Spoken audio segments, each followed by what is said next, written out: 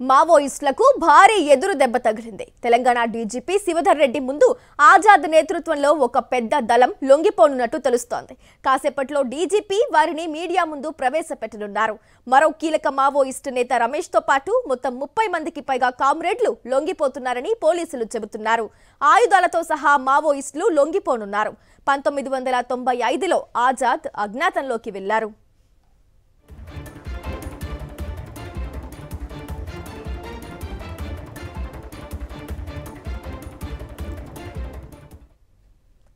మావోయిస్టులకు భారీ ఎదురు దెబ్బ తగిలింది. తెలంగాణ డీజీపీ శివధర్ రెడ్డి ముందు ఆజాద్ నేతృత్వంలో ఒక పెద్ద దళం లొంగిపోనున్నట్లు తెలుస్తోంది.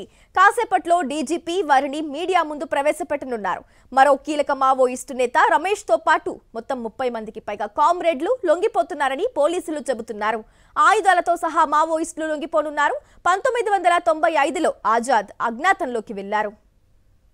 బ్రేకింగ్ న్యూస్ చూస్తున్నాం. సాక్షి టీవీ స్క్రీన్ పై మావోయిస్టులకు భారీ ఎదురు దెబ్బ తగిలింది. తెలంగాణ డీజీపీ శివధర్ రెడ్డి ముందు ఆజాద్ నేతృత్వంలో ఒక పెద్ద దళం లొంగిపోనున్నట్టు తెలుస్తోంది. మరి కాసేపట్లోనే డీజీపీ వారిని మీడియా ముందు ప్రవేశపెట్టనున్నారు.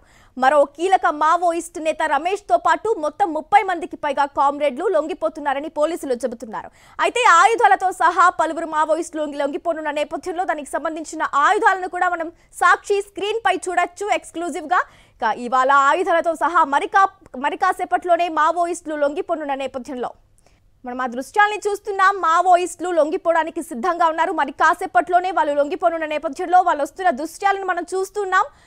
మావోయిస్టులకు భారీ ఎదురు దెబ్బ తగిలింది. తెలంగాణ డీజీపీ శివధర్ రెడ్డి ముందు ఆజాద్ నేతృత్వంలో ఒక పెద్ద దళం మరి కాసేపట్లోనే లొంగిపోనున్నట్లు తెలుస్తోంది. డీజీపీ వారిని మీడియా ముందు ప్రవేశపెడుతున్నారు. దానికి సంబంధించిన విజువల్స్ సాక్షి స్క్రీన్ పై మనం చూడొచ్చు.